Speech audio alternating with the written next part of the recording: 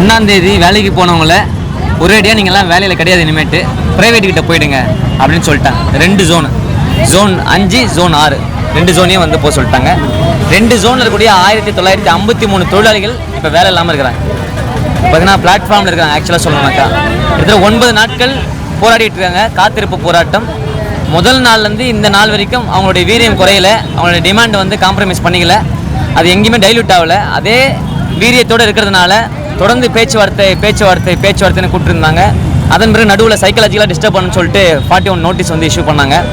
அதை லீகலாக வந்து நம்ம லெட்டரும் ரிப்ளை கொடுத்துருந்தோம். தொடர்ந்து அவங்க பேச்சுவார்த்தை நடத்துறதுல அவங்களுக்கு ஒரு தயக்கம் என்னன்னாக்கா, இது எப்படி முடிக்கிறதுன்னு அவங்களுக்கும் தெரியல. ஜனங்க வந்து நீங்கள் எப்படி அரெஸ்டே பண்ணாலும் மறுபடியும் நாங்கள் இங்கே தான் வந்து உட்காருவோம் அப்படின்றதுல ரொம்ப கான்ஃபிடண்ட்டாக இருக்கிறாங்க.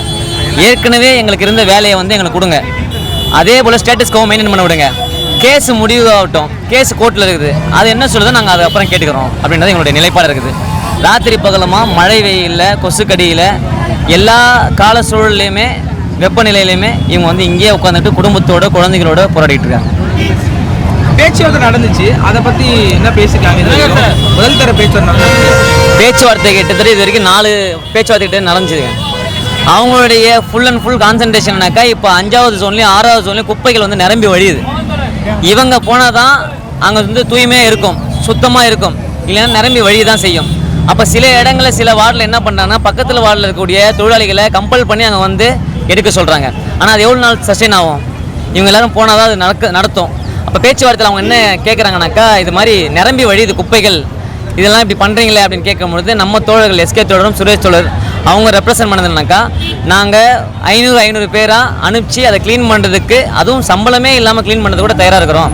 ஆனால் நீங்கள் வந்து சரியாக லீகலாக வந்து ப்ரொசீட் பண்ணுங்க அதை அப்படின்றத கோரிக்கையாக முன் வச்சுக்கிறாங்க. அவங்களுமே அதில் காம்ப்ரமைஸ் அவங்களும் அந்த சுமூகமான தீர்வு வந்து எட்டப்படலை. நைட்டு கூட பார்த்திங்கனாக்கா Sekar Babu sir, mayor ma'am, commissioner sir நம்மளுடைய தோழர்கள் வந்து ரெப்ரசன்ட் பண்ணி பேச்சுவார்த்தை நடத்தினாங்க.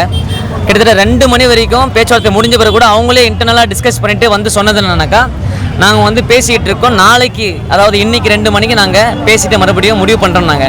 இன்றைக்கி பேச்சுவார்த்தையுமே வந்து சரியாக எடுபடலை. அதனால் மறுபடியும் வந்து நாளைக்கோ இல்லை இன்றைக்கி ஈவினிங்கோ வந்து அது போஸ்ட்பான் ஆகக்கூடிய நிலைமையில் இருக்குது. அதில் அப்ரோச் வந்து சரியாக இல்லை அப்படின்றத தொழிலாளிகளும் சரி, அவங்க பேசினது சாருங்க பேசும்போது வீடியோ வந்து வெளியில் பார்க்கக்கூடியவங்களும் சரி, நம்ம தொழிலாளர்களை ரெப்ரசன்ட் பண்ணக்கூடிய முன்னணி தோழலும் சரி, கார்பரேஷன் வந்து அப்ரோச் பண்ணக்கூடிய மெத்தடு வந்து பொருத்தமானதாக இல்லை அது அப்படின்றத வந்து ஃபீல் பண்ணுறாங்க. அதனால் ஒரு சில ரெஸ்ட்ரிக்ஷன்ஸ் வந்து வச்சுருக்கிறாங்க.